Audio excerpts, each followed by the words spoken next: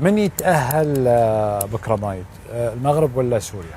لكن لو شوي نتعمق أكثر في حظوظ أكثر للفريق المغربي. المغرب أنا بالنسبة لي عندهم أفضلية أكثر من سوريا.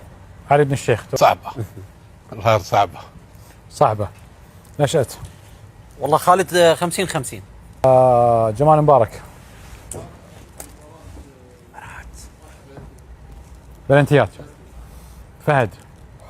والله بشوف انها مباراة صعبة مع افضلية بسيطة للمغرب. وراكوتا. من اللي يفوز؟ 50-50. مش هقدر اقول لك، انا زي ما قلت لك من شويه 50-50 هي.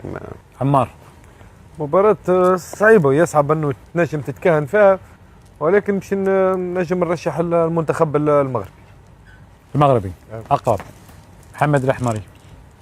والله شوف يا ابو جاسم، انا اميل يعني الى جوده اللاعبين، الكواليتي، التجربه، الخبره اللي موجوده عند منتخب المغرب قد يتفوق بشكل يعني او باخر على المنتخب السوري اللي عنده 3 إلى 4 عناصر حاسمين، حقيقه حاسمين ممكن ياخذوا لك المباراه في اي لحظه، لكن اعتقد اني اميل بشكل يعني او باخر الى منتخب المغرب.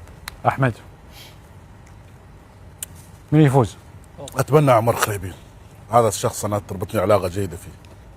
اتمنى عمر خريبي. اتمنى، وما اريد ازعل اصحابي المغاربه، عندي اصحاب كثير في المغرب. خليه